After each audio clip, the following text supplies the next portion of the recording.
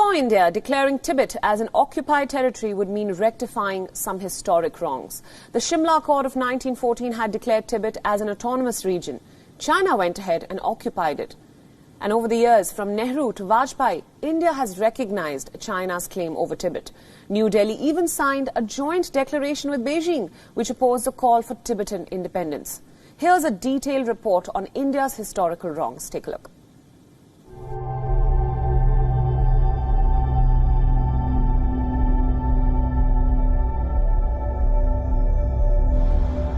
Tibet does not belong to China.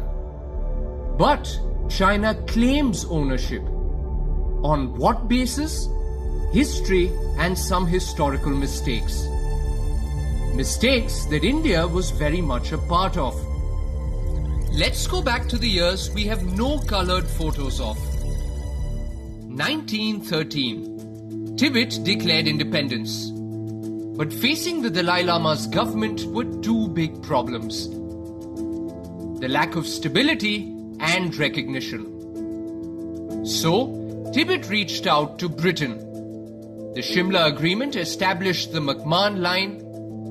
It also divided Tibet into inner and outer regions.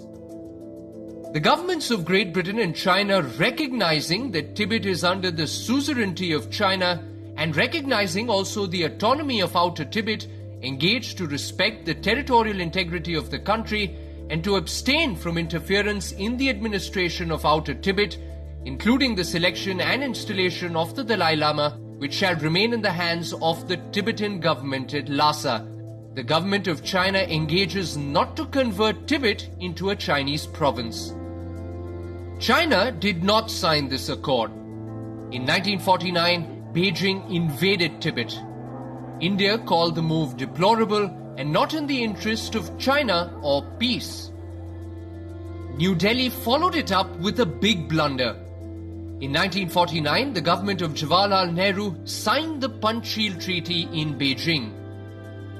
Agreement between the Republic of India and the People's Republic of China on trade and intercourse between India and the Tibet region of China.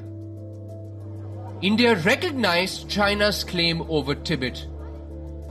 The point was hammered in the year 2003.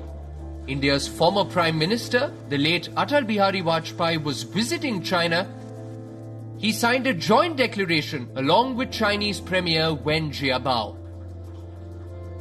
The Indian side recognizes that the Tibet Autonomous Region is a part of the territory of the People's Republic of China and reiterates that it does not allow Tibetans to engage in anti-China political activities in India. The Chinese side expresses its appreciation for the Indian position and reiterates that it is firmly opposed to any attempt and action aimed at splitting China and bringing about independence of Tibet. While the two leaders agreed on the fate of a third nation, they could not reach a common ground on the issue of the common border. The two sides exchanged views on the India-China boundary question and expounded their respective positions. They reiterated their readiness to seek a fair, reasonable and mutually acceptable solution through consultations on an equal footing. 17 years on, there is no equal footing. Tibet, meanwhile, is facing the blows of historical wrongdoings. What was the use of the Shimla Accord?